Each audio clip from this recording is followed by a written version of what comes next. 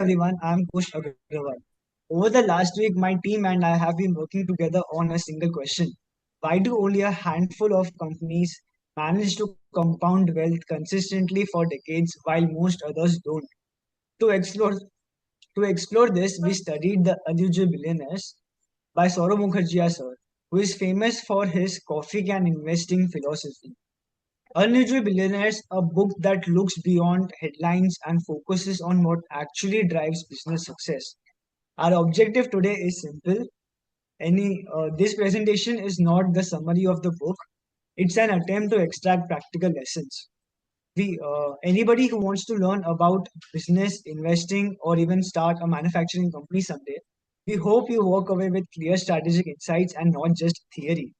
To understand what makes our coffee can companies so different, we need to go back to the very beginning, the founding spark. Labdi will take us there. Thank you, Kush. Okay, I want to discuss why some Indian companies become legend while others fade away. Based on the book The Unusual Billionaire, greatness isn't luck. It's a combination of founding spark and origin trigger. Let's look how this played out for the Indian giants. First, page industry. They saw the spark in Indian innerwear market was dominated by low quality unprinted product. The trigger was securing the Jockey International license agreement with Jockey International. They gave them the playbook for the premium quality and retailer display that changed how the innerwear was sold in India. Then, Asian Paints. The spark was in 1942. Four friends realized the British Paints Company only focused on major cities and industries, leaving a massive gaps in a consumer market. Realizing the big British ignored the rural consumer. The trigger was in World War II, imported bands and bull horns inside the farmer paints. The bull for the festives, they lead them to the dominant rural distribution for small affordable paints packs. HDFC, next slide. HDFC Bank, the spark was a vision for world-class Indian banks with high integration. The trigger was in 1991, economic liberalization. By keeping management entirely separate from ownership, they built a boring but a constant profit machine. Marico.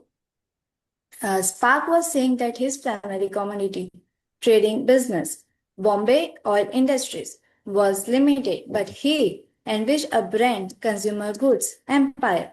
The trigger was to hostile buy out the threats from the hood. Instead of selling, he bought back with an innovation like Shuddhata Ki Seed from the parachute, securing his independence.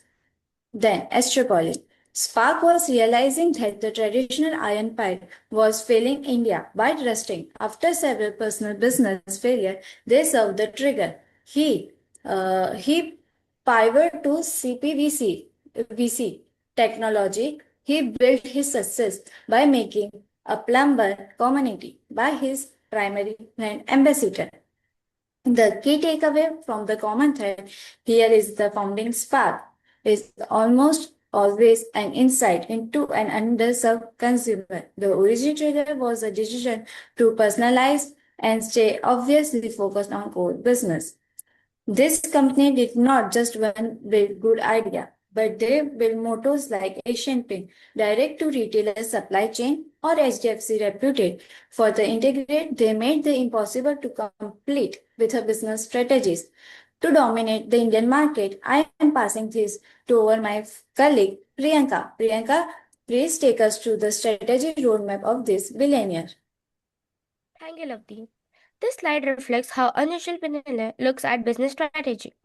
What stands out across these companies is that strategy wasn't about chasing the scale immediately, but about changing the basis of competition. Many of these firms deliberately avoided the price war and instead focused on influencing how customers choose. Companies like Asian Paints, Berger Paints, and Marico spent a significant time understanding consumption patterns. When they faced resistance in large cities or from powerful dealers, they experimented in tier 2 towns and rural markets, refined packaging and pricing, and gradually shifted influence from dealers to end consumer through branding and service innovation. Page industry followed a very different path. Its strength came from control and discipline, tight distribution, uniform pricing, and strict no discount approach. By keeping manufacturing in house and investing in research and development and labor practices, it ensured consistency and trust built over decades. Astropolis shows how strategy can even create a new category. By introducing CPVC pipes and educating plumbers, it shifted the market away from price and towards quality and reliability, while remaining disciplined with capital and credit. Overall, the book shows that strategy is about making clear choices on where to play and how to win, then executing those choices consistently over the time. The next slide brings us together the key lessons from these strategies. The first learning is that consumer insight shape demands. Companies that deeply understand how and why people buy are able to create markets and not just enter them. Second, brands beat the price. Once the trust is established, firms can move away from discount and protect margins, even in highly competitive industry. Third, the books make it very clear that execution is the real mode. Control over pricing, distribution, quality, and process sustain advantage far more than one-time strategic moves. This is especially visible in banking. HDFC Bank shows how disciplined process, risk management, and governance can compound value steadily over decades, while Axis Bank illustrates how aggressive growth without adequate control can erode long term performance. The biggest takeaway is that the strategy isn't not announced, it is built. Across these companies, competitive advantage emerged through small aligned decisions repeated consistently over the time, which is ultimately how great businesses compound. For more insight on competitive advantage and how these companies built them, my colleague Naman will take it forward. Thank you, Priyanka. Notice how Asian Paints bar tower at 35,000 direct dealers versus Berger at 21,000, where MNCs offered 180-day credit locking smaller players out with 18% capital cost. Asian Paints flipped this payment performance discounts, gave 3.5% extra for on-time yearly payments. Cash discounts offered 5% off for immediate payment. They gained loyalty through rupees 100 crore depot efficiency, driving 2x industry performance. Berger Paint built its competitive advantage by being dealer focused, offering 28 days of credit compared to Asian Paint's 21 days, providing better cash flows. They also invested in tinting machines early on, which mixed 5,000 shades instantly, reducing inventory burden and improving dealers' profitability. Page Industries mastered the three-tier retail pyramid, starting with luxury EBOs, capturing premium jockey buyers, large format stores, grabbed volume, and MBOs guaranteeing daily repeat purchases. Through just 450 distributors, they reached 35,000 outlets. Competitors always miss one layer, but Page captured them all. Marico famously defeated a buyout attempt and aggressive price wars from HUL in the late 1990s by reinforcing its quality positioning known as Shuddhata Ki Seal, widening its distribution reach and converting consumers from loose oil to branded plastic packaging, turning commodity into emotional loyalty. Next slide. In slide 2, I will be covering tech advantages. Asian Paints was the first Indian company to purchase a mainframe computer in the 1970s. Smartly, they used it not for payroll but to forecast paint demand. After HDFC launched Microbanker, in 3 years, they captured 80% of stock market settlements through instant electronic processing, forcing brokers to open accounts there. This created a massive low-cost deposit base, delivering 150 to 200 basis points cheaper funding than Axis or ICICI. Axis Bank spotted overlooked gold mines like army cantonments, police colonies, etc. Axis was the first Indian bank to launch Aadhaar-based eKYC account opening times from days to minutes and introduce automated 10-second pre-approved personal loans. Astral did not just launch CPVC pipes, they trained 10,000 plumbers who specify brands at sites.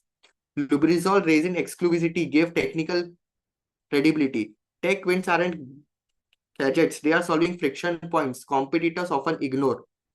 In slide 3, lastly, we have brand and people fortresses. This slide completes IBS with brand power. Berger hired Katrina Kavan. Emulsions were niche. Her star power made instant color mixing aspirational. Page Industries factories are run 88% women with free doctors and lunches. Attrition drops to 12% versus strikes crippling rivals. In-house manufacturing ensures quality control. Marico created emotional moods. Parachute wasn't coconut oil, it was ritual pure plastic bottles. Dominating 70% share. Saffola won doctors' trust for cholesterol reduction, commanding health premiums in commodity oils. Astral, by appointing Bollywood superstar Salman Khan as a brand ambassador, spent significantly more on advertising, 1.5 to 2.2% of sales than larger rivals. They successfully turned the product into a high recall brand, with plumbers often referring to their product as the Kabangwala pipe. Thank you. Now, next topic of brand building will be taken by Dhruv Podar. Thank you, Naman. Today, I will briefly explain how leading companies build brand as a long-term strategic assets. Strong brands evolve as a consumer change. For example, Asian Paints moved from product-led advertising like Gattu to emotional campaigns such as हर घर कुछ कहता है, while Marico's Parachute coconut oil evolved from purity claims to trust-based family messaging.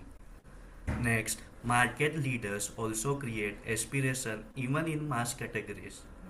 Like Page Industries made jockey innerwear aspiration through premium imagery, and Berger Paints used Bollywood celebrities to elevate perception for premium emulsions like Berger Silk.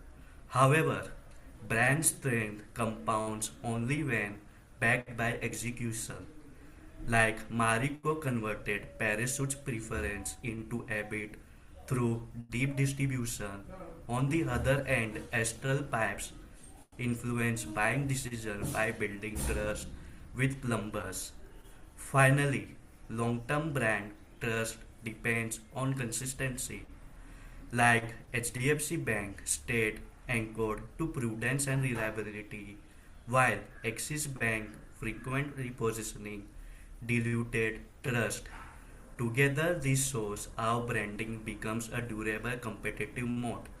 After brand building, the next key driver of long term compounding is capital allocation. Second slide. The book core message is simple. Great companies don't win by chasing big opportunities. They win by consistently avoiding bad capital allocation decisions. First, they reinvest in same high ROC businesses. Companies like Asian Paints, Berger Paints, and Page Industries stayed focused on what they did already instead of diversifying. Second, financial discipline act as a moat. Growth was largely funded through internal accruals rather than debt, as seen clearly in Asian Paints, Page Industries, and Marico. Next, growth was disciplined, capacity was expanded with demand visibility while protecting returns ratio as seen in Berger Paints, Astral, and Page Industries assessed light approach. Finally, capital allocation was cycle aware. HDFC Bank stayed conservative across cycle while Axis Bank aggressive growth hurt long-term returns. So brand building creates demand, but disciplined capital allocation decides whether that demand compounds into the wealth or not. That covers the capital allocation framework. I will now hand it over to Neil who will take us through next section, that is innovation and product development. Yeah, very well. Thank you, Dhruv, for giving me this opportunity. So, when I talk about innovation, innovation is not always about just creating something new, but about how effectively it is executed. In product development, we often associate innovation with new technology or breakthrough products. However, the real insight here is that innovation frequently comes from improving how a product is delivered, adopted, and trusted by customers. Value is created not only through what is sold, but through how close the value is brought to the customer. Better delivery, clearer communication, and stronger trust can drive adoption and loyalty even when the product itself remains unchanged. This is where branding and presentation becomes very critical.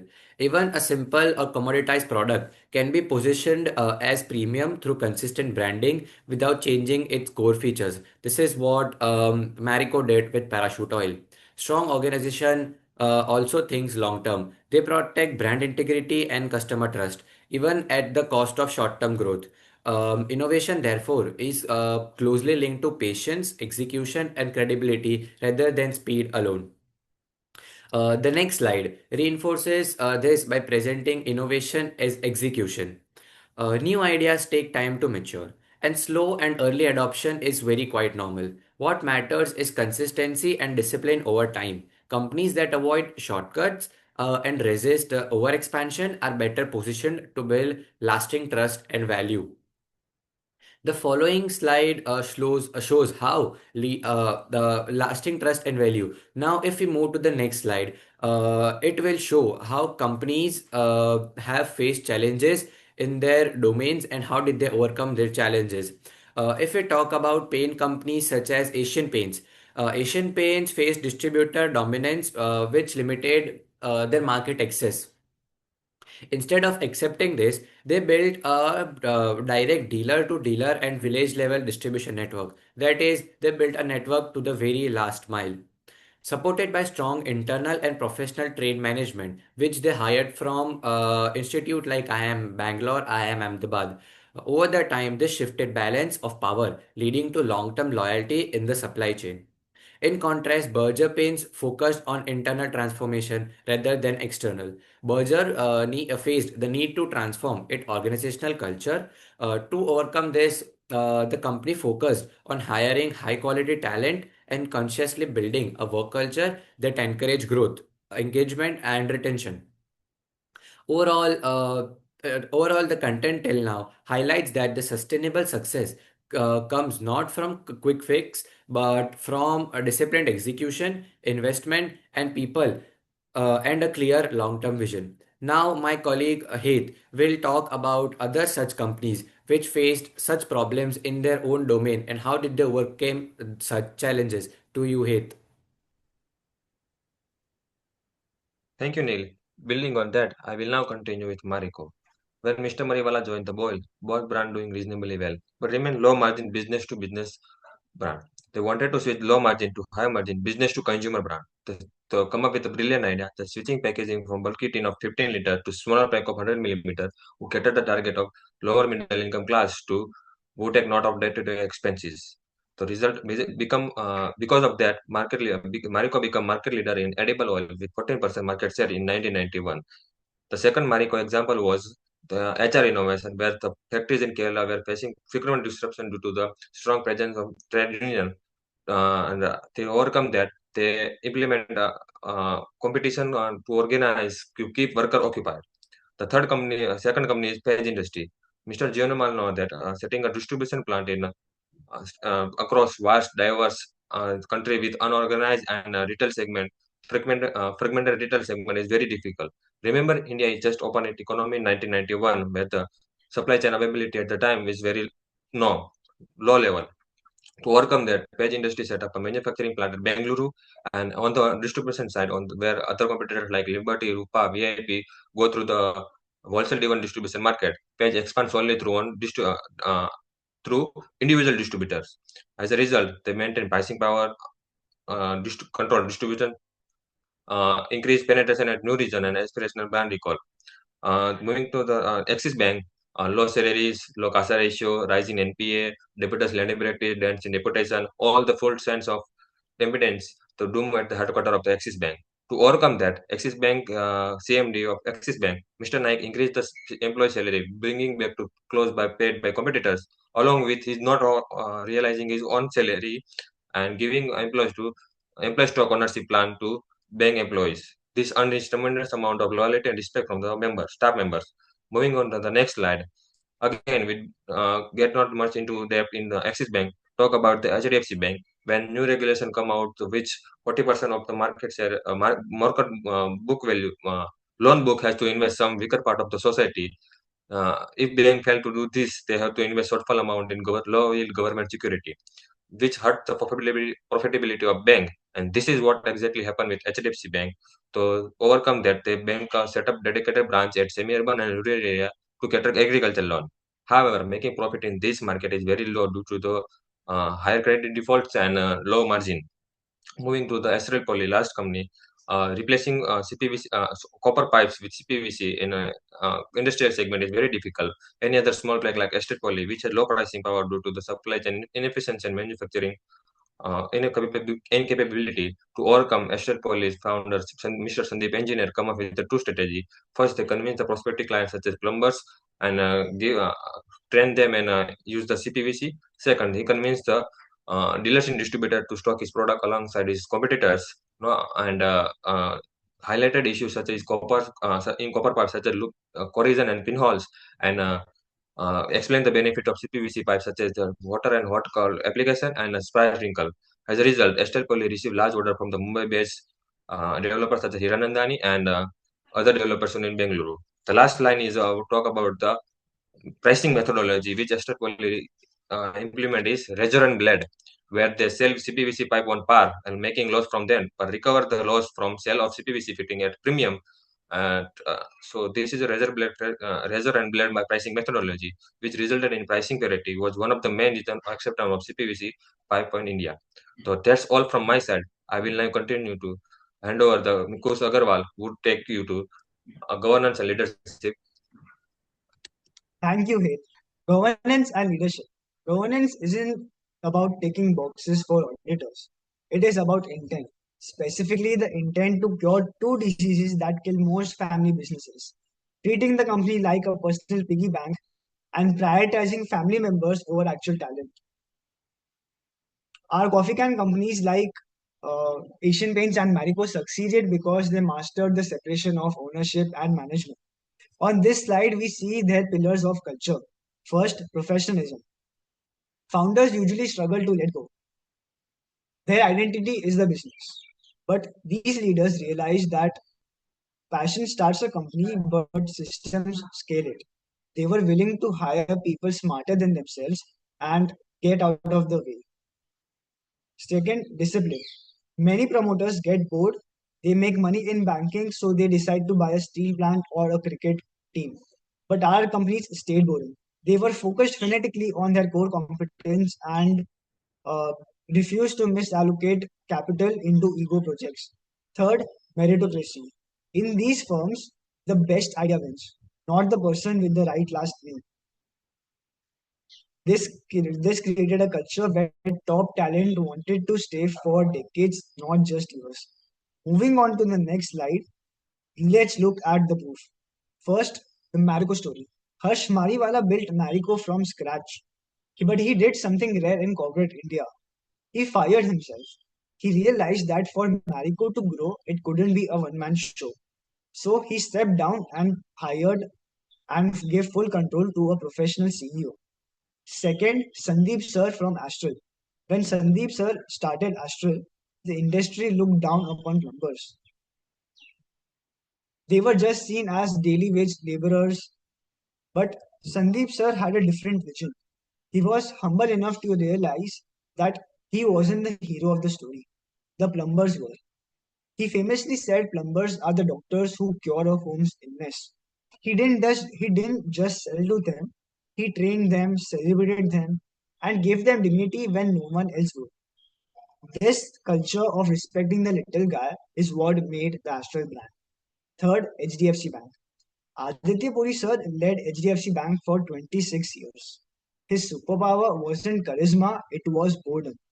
While other banks chased risky loans to look cool, Sir built a culture where risk management was more important than revenue. He proved that boring, consistent execution beats flashy strategy. The lesson here is simple. Greatness requires the founder to realize they are not the company. Now, Niyati will explain us the globalization and longevity aspect of the business. Thank you. Thank you, Kush. As we come to the final part of this video, the unusual billionaires leaves us with a very important realization by growing fast. They win by growing right and lasting long. Let's start with globalization and international expansion. What's interesting is that none of these companies treat globalization as a shortcut. Take Asian Paints. Whenever they entered a new country, they didn't experiment blindly. They carried their strongest advantages with them: efficient supply chains, strong execution, and deep use of technology. That's why their international businesses feel like extensions of India and not risky side bets. Marico adds another layer to this learning. As they expanded into markets like Bangladesh and Vietnam, they understood that consumers are different everywhere.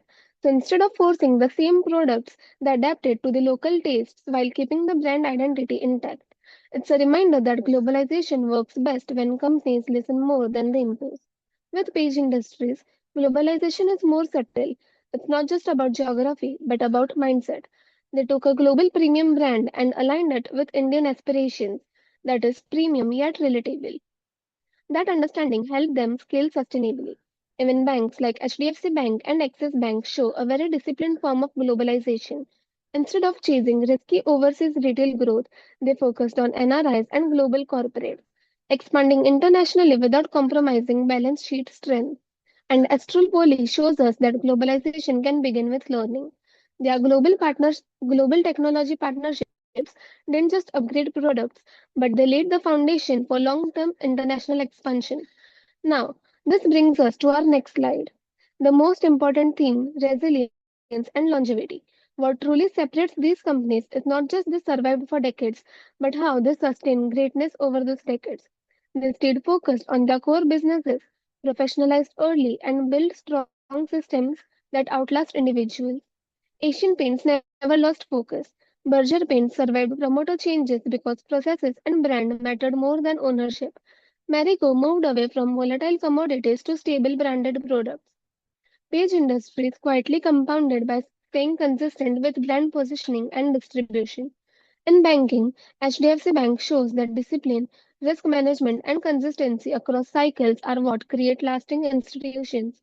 And finally, Astral Poly reminds us that resilience sometimes means reinvention, adapting the business model without losing the direction. So, if we step back, The Unusual Billionaires is not really a book about flashy success stories. It's about building businesses that expand carefully, stay focused, adapt when required, and keep compounding over time. In the long run, markets reward not the loudest companies, but the most disciplined ones. And that's exactly what makes these businesses truly the unusual billionaires. Thank you for lending us your ears. This was a collective take on the unusual billionaires by Mr. Saurabh Mukherjee, and we hope these insights added value.